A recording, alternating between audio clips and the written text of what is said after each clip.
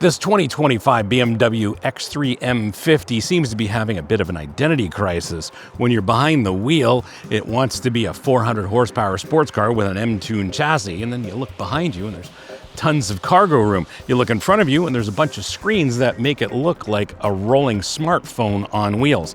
There's definitely a lot to talk about with this X3 M50, more than just dropping the I from its name. What's it like? Buckle up, my friends. Let's go for a drive. I'm your host, Brian Makse, racer, lover of driving fast, fun things, and on this channel you get reviews for drivers from drivers. Now, for me, this all-new X3 M50 is taking over for what I consider to be the sweet spot in BMW's lineup, and that was the previous X3 M40i. I thought that was a wonderful all-around SUV, and if you were looking at BMW SUVs, that was the kind of one that did it all. Not as extreme as the X3M, great value, still an abundance of power, performance, handling, kind of everything that you needed. But this M50 is all new, and I'm very curious if it can take over as my favorite SUV in BMW's lineup. And before we get into what it's like to drive, let's have a look at it in a little more depth.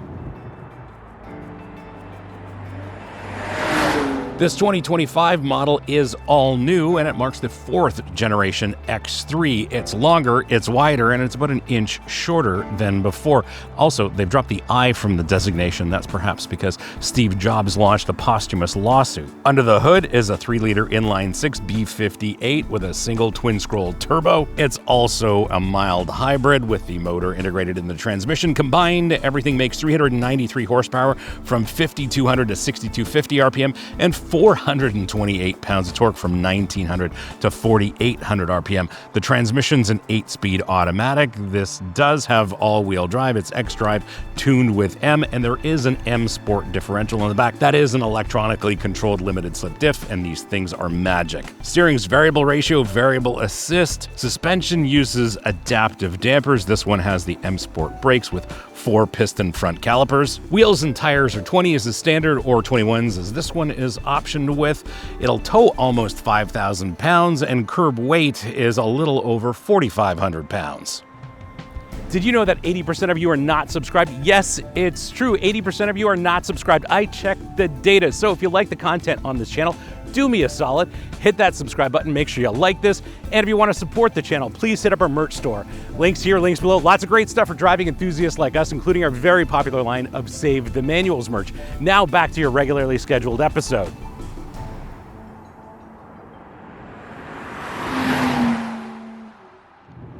Behind the wheel, and from a first-level ergonomics perspective, we've got a wonderful BMW cockpit. I've got a great seat, perfectly positioned in the chassis, fantastic steering wheel, though not necessarily a fan of this flat bottom bit, but typical M wheel, thicker rim diameter, shaped perfectly, encourages you to have your hands at 9 and 3, proper M-style paddle shifters on the back of the wheel, and yes, there is a boost function on the left pedal, which we can use from time to time, and otherwise, I really can't complain about the seating position. Great interface to the steering wheel and to the pedals, and lots of adjustment in the seat as well, so anybody can sit perfectly behind the wheel. Second level ergonomics is typical for modern BMW. A lot of it is touch-based. We do have the iDrive controller here in this modern style BMW shifter. I understand why they do this, and I'm kind of getting used to this shifter. I'm really not complaining about it because it does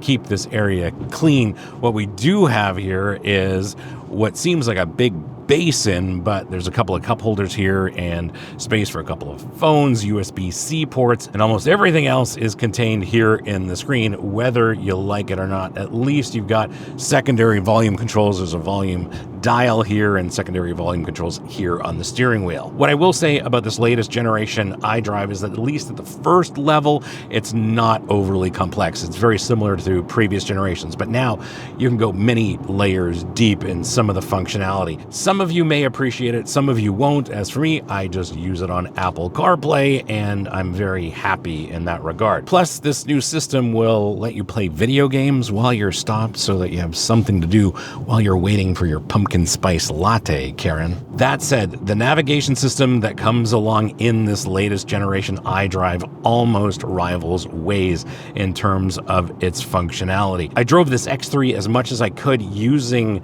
the iDrive nav just to see what it would do, and I'm very impressed with it. When you layer on things like the augmented reality video, it makes a lot of sense, especially if you're driving in an unfamiliar area.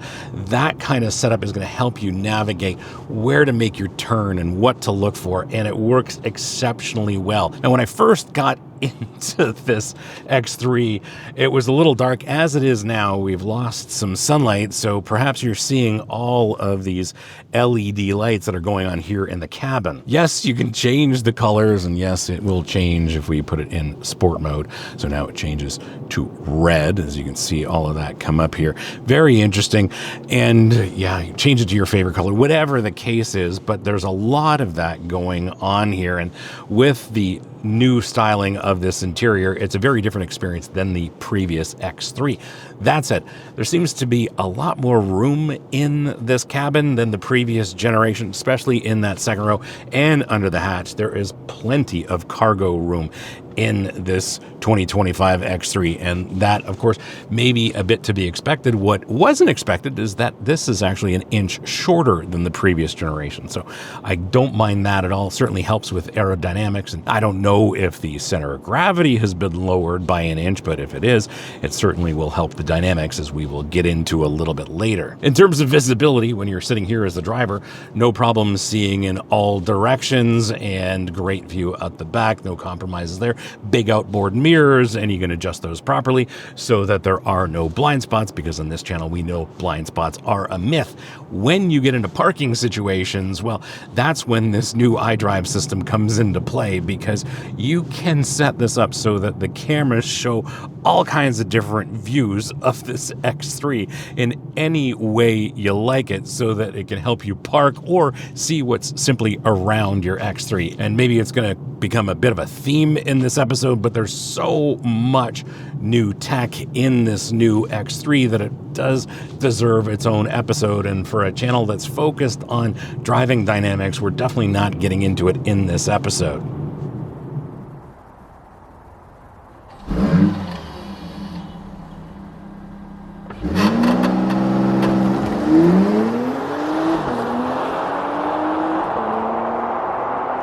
Fun fact, this is quicker and faster than the E36 M3. Sometimes progress is a little strange.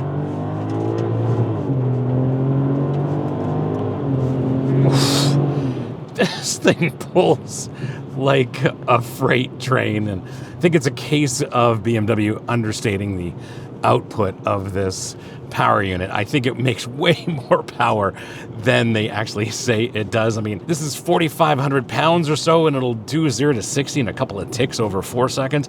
This is really quick. Top speed of this one, because it does have the performance tire option, is limited to 155 miles an hour, and I'm sure it'll reach it no trouble at all. But that's not the real story of this drivetrain. The real story is how smooth it operates and just the wall of power and torque the entire thing makes. The torque is really impressive, and that's a low temperature warning outside because it's near winter here. But the whole idea of this drivetrain clearly is focused on torque delivery, and it does that incredibly well.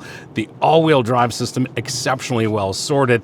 That limited slip diff that's electronically controlled in the back, also extremely well sorted. Plus, this 8-speed gearbox is incredibly responsive, does exactly what I want it to do all the time, whether we're accelerating in a straight line, whether we're attacking some corners and calling on it for some well-timed downshifts. It does exactly what I want. Little rev match downshifts as well as you need them. It just works so well together. It's incredible. And this entire drivetrain delivers some decent mileage, which we'll talk about in a little bit. One thing I will talk about, and it's a bit of an anomaly, we're almost into winter. This does have the summer performance tires on it, and we did get some snow. For fun and for the purposes of science, I took it out in some snow just to see what the all-wheel drive system would deliver, as well as traction, stability, ABS, and I am shocked at how much grip this has on the performance tires. Now, this is not something I would recommend. This is one of those professional drivers, closed course, don't ever attempt this kind of thing. But I will say that that low grip environment really proved how well the all-wheel drive system is resolved, as well as stability, traction, and ABS. I am shocked at how much grip this had in every condition, and how well it distributes torque to all four wheels, and how well it stops. I am astonished at how well sorted this drivetrain is, the all-wheel drive system, as well as, of course, the stability, traction, ABS systems. Very impressed, BMW M. Well done. Here's the thing about pairing a B58 with the new mild hybrid system. It's kind of like having an espresso with your Red Bull. The B58's powerful enough, and then they add the electric motor, and it jumps in instantly, like your friend who says, I know a shortcut. It's instantaneous, it's aggressive, and it actually works.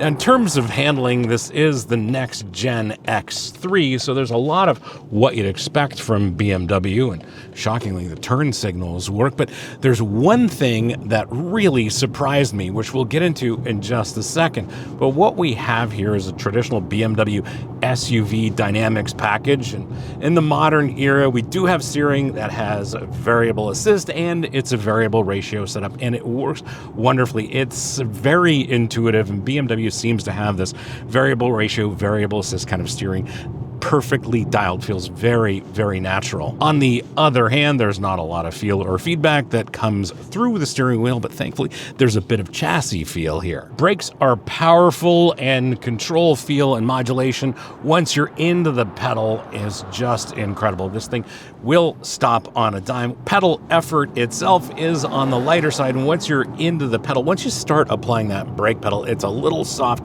too soft for my liking, but I can appreciate why they've tuned it that way. It makes it easier to stop smoothly in a daily driving environment, and that will stop your passengers' heads from bobbing back and forth if you misapply the brake pedal. Still not a massive complaint about these brakes. What is really surprising, and this is what I was talking about earlier, is the suspension. These adaptive dampers are capable of doing some very interesting things.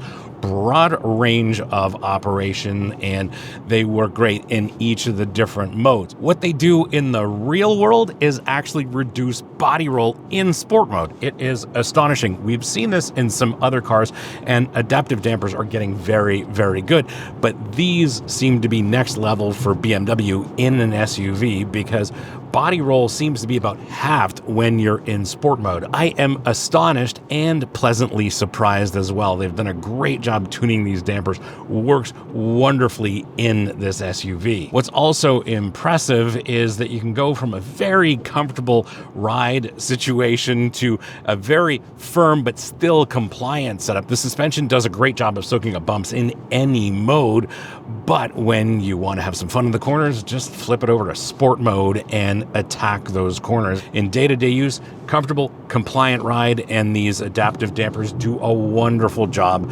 managing body and wheel control. I can't say enough good things about the suspension. Oh, and look. Oh, look at that.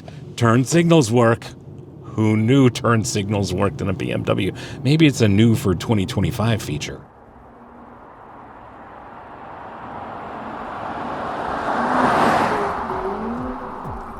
How do you spec yours? Well, this is an interesting question to answer, always with BMW, because there are some important performance options. But what you are looking at is a 2025 BMW X3 M50i in dune gray metallic paint, and there's not a lick of gray in this as far as I'm concerned. Just kidding. If your idea of gray evokes the color the military paints their vehicles in the desert, well, then maybe this is gray. This is basically fully optioned with all the good stuff. In the US, base price is $64,100. As tested, this is $70,550. In Canada, base price is $74,990. And as tested, this is $85,800 in Canada, and these prices are before freight and local taxes. Considering the base price of about $64 in the US and $74 in Canada, it's kind of like going to Costco to say you're getting just one thing. By the time you've added the premium package, the M Sport Pro bits, and some proper wheels, you're deep enough in options to make your financial advisor start drinking. But hey, at least the kidneys are reasonably sized, and as far as I'm concerned, that's basically a BMW bargain right there. Now, in terms of speccing yours, other than color, I would go with this, because you get all the necessary bits and all the features, luxuries, and conveniences you could ever imagine, especially considering that this X3 M50 is kind of the sweet spot in BMW's SUV lineup, but I like it the way it is. Maybe not in this color, but this is actually pretty cool in person. I do appreciate that this one does have the performance tire option and love the big brakes. And as far as the rest of it goes, I'll take every single option that this one is equipped with, but I might just get mine in black.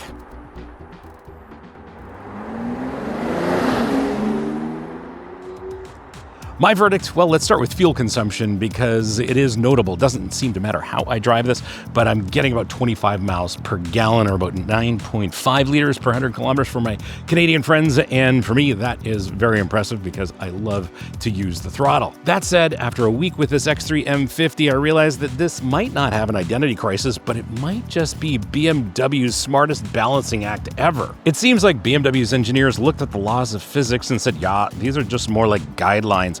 They've got this SUV cornering like a sports sedan, accelerating like a muscle car, and it's still managing to be more comfortable than your living room furniture. It's basically Newton's fourth law: German engineering trumps everything. Plus, they've made this bigger where it counts. There's more cargo room, there's more leg room in the second row, and it feels more premium than just pretentious. Now, some of you gentlemen will know what I'm talking about when it comes to justifying this car, which is kind of like justifying that $5,000 sim racing PC that you need for work. Yes, it's got all the cargo room you need for family duties. It's got all the safety features that you expect in a 2025 model year SUV, but you're really buying it because it does 0 to 60 in a tick over 4 seconds. Just don't think that saying, but honey, the minivan doesn't have an M Sport differential will actually convince her. And here's the thing, this X3 M50 is not cheap, but for those who want one car that can do it all, family hauler, back road carver, maybe a little bit too much tech,